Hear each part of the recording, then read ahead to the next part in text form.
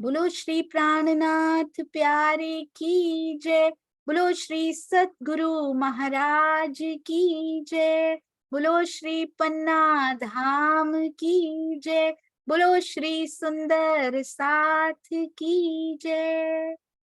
श्री सिंधी मंथन। और धनी जी कह क्या रहे हैं सुंदर साथ जी? कहते हैं, इंद्रावती जी कहती हैं, और किसकी ओर से? ये तो इंद्रावती जी को ही पता लगी है कि उनके हुक्म की कारीगरी की जो बात है ना, लग गई है, मतलब मेरे अंदर लग गई है, वो मुझे पूरी समझ आ गई है। आपकी हुक्म की कारीगरी कैसी है, अब ये भी पता लग जाता है सुंदर साथ जी। जैसे होता है ना, घर में पति पत्नी रहते हैं, पता होता है ना कि ऐसी वाली कोई सिचुएशन आई है तो इसमें पति या पत्नी कैसा बिहेव करने वाले हैं।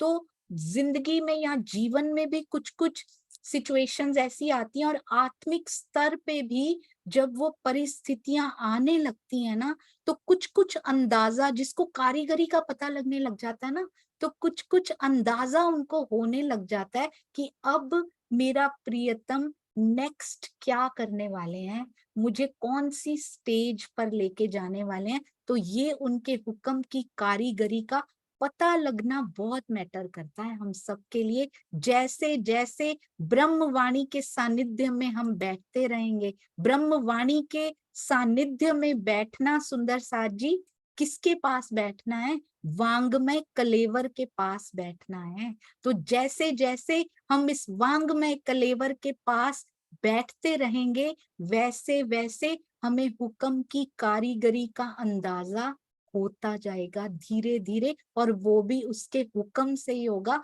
उसके हुक्म के बिना कुछ नहीं हो सकता। कहते हैं इन्हीं चौपाई पे कल हम थे, ये देखिए एक बार चौपाई भी देख लेते हैं, बहुत प्यारी है सुंदर सा जी। कहते हैं निद्रा हो, इलम हो या इश्क हो, सारा पिया आपके हाथ में है। हुक्म की छत्र छाया में ज्ञान और प्रेम तभी फलित होता है जब उनका हुक्म होता है सुंदर साथ जी।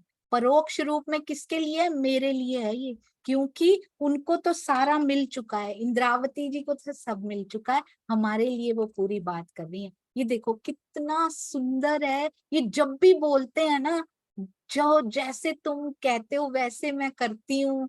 अपने पिया को भी बोलो ना, यहाँ के पति को, यहाँ के प्रेमी को, यहाँ के पति को भी बोलो ना सुंदर साथ जी, कि जैसे आप कहते हो ना वैसे मैं करती हूँ, इतना खुश हो जाता है वो। या फिर पत्नी को बोलो कि जैसे तुम कहोगी वैसे मैं करूंगा, कितनी खुशी हो जाती है। यहाँ पे ऐसे लगता है वारी वारी वारी चले जाएं। ये तो अखंड पति हैं, प्राण प्रियतम, जो एक पल के पाओ हिस्से के लिए भी अलग नहीं हो सकते, जिसको मेरा वियोग इतना भी सहन नहीं होता कि होठों पे बांसुरी रखने तक का समय भी उससे सहन नहीं होता कि वो काल माया में बैठी है।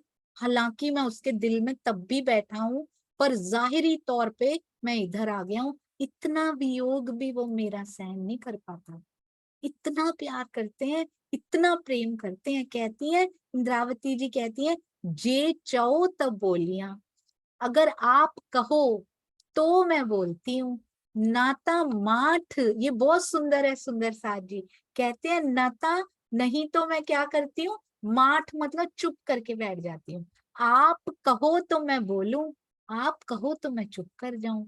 ये बहुत सुंदर, अगर ये सिखापन हम जीवन में ले लेना, अपनी रहनी में डीप तक बैठ कर जाए ना, उतार लेना इसको, कि पिया जो आप कह रहे हो ना वैसे आप करवाते हो तो मैं चुप हो जाती हूँ। मेरे हाथ में बोलना भी नहीं है, जब तक वो स्विच ऑन नहीं करते, नहीं चाहते, नहीं बोला जा सकता। लाख चाहो एक शब्द भी नहीं आएगा मुंह के ऊपर, क्योंकि शब्द अपने हैं ही नहीं।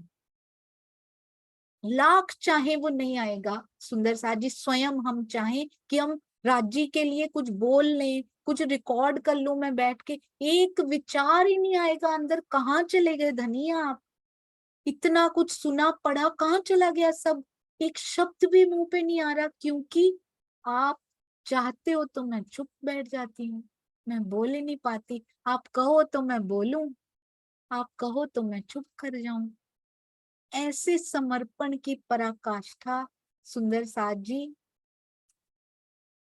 हम में आ जाए तो पिया एक पल क्या, पल भी बहुत बड़ा होता है, उतनी भी नहीं दूर रह सकते वो तो। ये देखिए, हे धनी आप जैसा कहते हैं मैं वही बोलती हूँ, अन्यथा आप कहें तो मैं चुप हो जाऊं। जैसा चाहते हो, जब चाहते हो, जब कहते हो, जैसा कहते हो वही अंदर से निकलता चला जाता है, वही मैं बोलती हूँ। आप कहें तो मैं चुप हो जाऊं। आप ही जो करते हो, जे उपाओ जो उपजाओगे था दिल में, मेरे दिल में जो आप उपजाओ सो तोरे के चुआ। चुआ मतलब कहना, तो कहते हैं वही वही मैं कहूंगी। एक शब्द भी समझ में आ गई तो सिंधी का पता लग गया, तो कहते हैं आपके बिना मैं कैसे, तोरे मतलब तुम्हारे बिना कैसे कहूंगी। ये कितना सुंदर है, देखिए आप मेरे दिल में जो भी बात उपजाते हैं उससे अब किसी और से भी कैसे कहूं जाके, जो उपजाई तूने है। इसको पढ़ना नहीं है सुंदर साथ जी, आप जैसा कहते हैं मैं वही बोलती हूँ, आप कहें तो चुप हो जाऊं, मेरे दिल में जो उपजाते हैं किससे कहूं। नहीं नहीं, कहते हैं फर्स्ट थिंग क्या बोला उन्होंने, आप जैसा कहो वैसा मैं बोलूंगी, ठीक है। अब कहूंगी कैसे, क्योंकि दिल में उपजाओगे ना पहले। अब जो दिल में उपजा रहे हो उसको किससे कहूं जाके, किससे मांगू जाके। दीदार की इच्छा भी तो तू उपजा रहा है, इतने सालों से तो नहीं आई। मेरे दिल में आपका दीदार करने की इच्छा कभी नहीं हुई। मेरे दिल में कौन से दीदारों की इच्छा हुआ करती थी, पैसे का दीदार हो जाए, रिश्ते उनका दीदार हो जाए, सुखों का दीदार हो जाए। मेरे दिल में आपके दीदार की इच्छा ही कभी नहीं आई। आपने उपजाई है तो आई है, अब मैं कहूं किससे और पाऊं किससे वो दीदार, मुझे बताओ। आपसे मैं बातें करूं, मेरे दिल में आज तक कभी नहीं आया था। इतने साल तो इसी जन्म के ही हो गए, पुराने तो नहीं याद, पता है बस 450 साल हो गए, पर याद नहीं है पीछे क्या किया है। पर इस जन्म का तो पूरा याद है। कभी दिल में तेरे से बातें करने की इच्छा आई नहीं, एक रस्म जरूर निभा दिया करते थे। चार चौपाइयां पढ़ने की, पारायण पढ़ने की, फटाफट उसको खत्म करने की रस्म जरूर निभा दिया करती थी। पर आपसे बात करने की इच्छा दिल में कभी हुई नहीं। क्यों नहीं हुई? अब आपके हृदय में आई है, अब मेरे दिल में वो इच्छा हो रही है। बताओ अब ये इच्छा को पूरी करने के लिए किससे कहूं? पड़ोसियों से कहूं? पड़ोसी मतलब किनसे कहूं? क्या देवी देवताओं से? किसी और की तरफ आपने मुझे दिखाया भी नहीं, कहते हो देखो भी मेरी तरफ। अब किससे मांगू, आप बताओ मुझे। कितनी सुंदर बातें हैं ये इंद्रावती जी की, ये मिश्री की ईंटें हैं सुंदर साथ जी।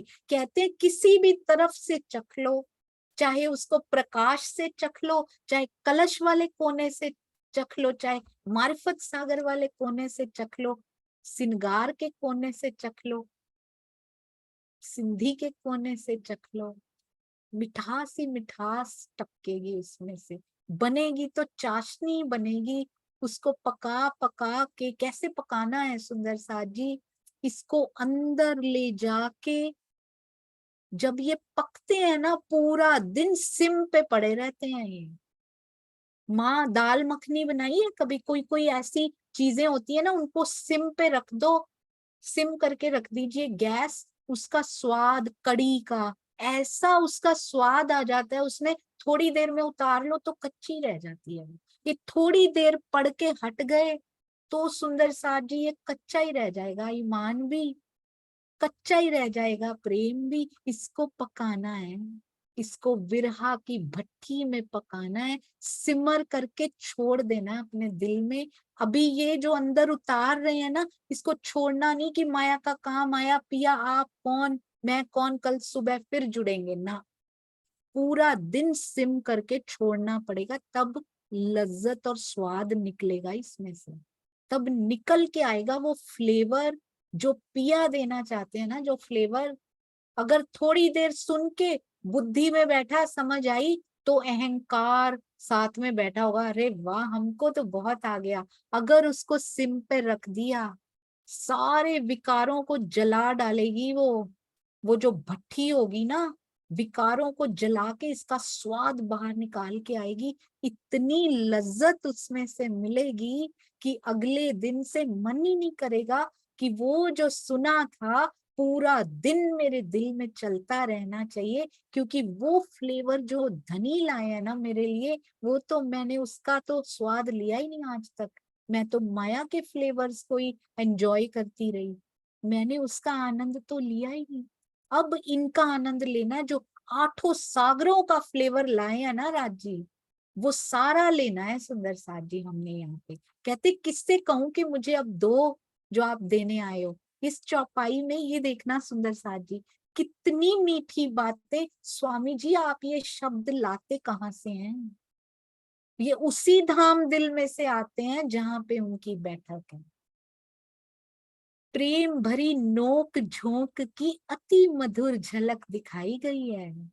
आशिक यानी आत्मा यानी मैं, उसका कहना सुनना माशूक यानी प्रियतम यानी अक्षरातीत के इशारे पे निर्भर करता है। वो इशारा करेगा तो मैं बोलूंगी, वो इशारा करेगा तो मैं वही बोलूंगी जो वो इशारा करेगा। वो इशारा करेगा तो मैं चुप हो जाऊंगी। इशारा क्या होता है? मूल स्वरूप के दिल की इच्छा जो होगी मैं बस वही करती जाऊंगी। यहाँ मेरे ब्रह्मांड में भी वही होता जाएगा, और मैं कब इस शरीर जीव भाव से निकल के उन इशारों के पीछे चलती चलती पिया के दिल पे लैंड हो जाऊंगी, उनके दिल के अंदर पहुंच जाऊंगी, और जो जो कोने अनछुए रह गए थे परम धाम में उनको छू लूंगी। सारे भेद, इस ब्रह्मवाणी की मिठास, इसके सारे भेद मेरे पिया के हकीकत मारिफत के भेद मेरे अंदर खुलते चले जाएंगे, क्योंकि उन उन अनछुए कोनों को मैंने छू लिया। इस प्रकार का प्रेम करना, करिए ना नोक झोंक पिया से। ये अधिकार, प्रेम भरी नोक झोंक कर कौन सकता है? ये अधिकार किसको मिलता है? जो स्त्री समर्पण कर लेती है, वो कर सकती है ये नोक झोंक। हमें भी समर्पण करना पड़ेगा। पहले शरीर भाव पे तो समर्पण हो कि जो मेरे साथ घटित हो रहा है पिया, वो आपने किया है और उसका रीजन भी मुझे पता है। पहले तो धीरे धीरे इस स्टेज पर पहुंचे। वाई सुंदर साथ जी, वाई चर्चनी, वाई श्री कृष्ण त्रिधा लीला, वाई श्री मेहर सागर क्यों आए बीच में? क्योंकि मेहर सागर के थ्रू वो पता लगा कि पिया तेरे बिना मेरे जीवन में पत्ते तो क्या, पत्ते की नस भी नहीं हिल सकती। तो इतना आसरा अंदर मिला पिया जी का कि जो भी हो रहा है वो तेरे हुक्म से हो रहा है, और मैं उस पे कभी उंगली नहीं उठाऊंगी, बल्कि खुश होके उसको अंगीकार करूंगी कि मेरा प्रियतम जो मेरे जीवन में कर रहा है वो हो रहा है। तो वो नोक झोंक करने के लिए स्टेजेस में से जाना पड़ेगा, उनको आत्मसात करके। आत्मसात होता क्या है? आत्मा के अंदर उनको लेकर जाना पड़ेगा सुंदर साथ जी, और वो भी उनके हुक्म से। कहते हैं हमारा कहना सुनना सब उनकी इच्छा पे निर्भर करता है। हंद ना रखियो कितई, हंद मतलब ये देखिए ठिकाना। कहते हैं कोई ठिकाना आपने मेरा रखा ही नहीं, कितई कहीं और रखा ही नहीं है मेरा ठिकाना। किससे मांगू बताओ प्रियतम? जे से करिया गाल, गाल मतलब गल, मैं किससे गल करूं जाके, किससे बातें करूं पिया जी? तो देखारी दिस तो ही जी से लखे, लखे होता है देखना, लाखों में से नहीं, यहाँ लख देखना नहीं है, यहाँ लाखों में से भाल तो ही जा भाल। देखिए ये क्या कह रहे हैं, वर्ड बाय वर्ड भी देखते, इतनी मीठी वाणी। तो देखारी डिस तो ही जी, ब्रह्म सृष्टियां अक्षरातीत की अंगरूपा है, वो क्या करती है? हंद ना रखियो कितई, उनके अतिरिक्त और किसी को भी प्रियतम के रूप में स्वीकार नहीं कर सकती। जब तक नहीं पता था वो मेरा प्रियतम है, तब तक सब माफ है, पर जब पता लग गया, कभी नहीं जाना किसी और के पास। सबसे बड़ा कलंक यही है, अलस्तो बेरब कुम, मुझे छोड़ के किसी और को प्रियतम के रूप में मत देखना। जब पहचान हो गई, पता लग गया, उसके बाद ये गुनाह नहीं करना। कहते हैं उनके अतिरिक्त अन्य किसी को प्रियतम के रूप में स्वीकार नहीं कर सकती जो ब्रह्म सृष्टि होगी। अगर अभी भी शारीरिक कष्ट आने पर हम दूसरे राह अपनाने जाते हैं, किसी और को कहने जाते हैं कि हमारे लिए ये कर दो और हमारे कष्ट दूर हो जाएं, तो ब्रह्म सृष्टियां नहीं होती हैं। Vice versa, it's true. ब्रह्म सृष्टियां होंगी तो ये नहीं करेंगी, अगर करेंगी तो वो नहीं होंगी। सुंदर साथ जी, उनको अभी तक पहचान नहीं हुई है। अपने अंदर यदि आत्म बैठी भी है तो पहचान से बहुत दूर है, अगर हम अभी भी ये करते हैं। कहते हैं क्या चंद्रमा की मनोरम किरणें, वैसे तो हम सूर्य की किरणें हैं। शरीर पे कष्ट आ जाए, कौन सूर्य कौन किरण तोड़ के भाग जाओ सूर्य से, फिर वापस काम पड़ेगा तो सूर्य के साथ चिपक जाएंगी, आके कर देंगी उसके पास। सुंदर साथ जी ग्लू लगा लेंगी और फिर वापस आ जाएंगी। ऐसे नहीं चलेगा, ऐसे नहीं होता है। किसी दीपक को कहते अपना प्रियतम नहीं बनाती चंद्रमा की किरणें भी चंद्रमा को छोड़ के, तो हम कैसे कर सकते हैं। धनी के अतिरिक्त कोई ठिकाना ना होने का यही भाव है। कहते हैं कोई नहीं आपने रखा जिससे मैं बातें भी कर सकूं। बात भी नहीं कर सकती मैं किसी और से, मांगने की तो बात ही छोड़ दो। आपने मुझे तो दिखारी डिस तो ही जी, आपने मुझे अपनी पहचान अपनी तरफ दिखाया है। डिस मतलब दिशा, अपनी तरफ आपने मुझे दिखाया मतलब अपनी पहचान कराई। से लखे तो ही जा भाल, इसके लिए मैं आपके लाखों एहसान मानती हूँ। अगर एहसान मानते हैं, पिया ने पहचान कराई है, तो हम ये गुनाह कभी नहीं करेंगे। सुंदर सा बाकी कल करेंगे। बोलो श्री प्राणनाथ प्यारे की जय। बोलो श्री सतगुरु महाराज की जय। प्रणाम जी सुंदर साथ जी, प्रणाम जी। ज्ञान में बिगिनर कहते हुए भी शर्म आती है सुंदर साथ जी, मैं तो बिगिनर कहलाने के भी लायक नहीं हूँ। ज्ञान में शून्य सखी, आप सबके चरणों की रज बनने के प्रयास में, और त्रुटियों की हमेशा माफी देते रहिएगा। प्रणाम जी, प्रणाम जी।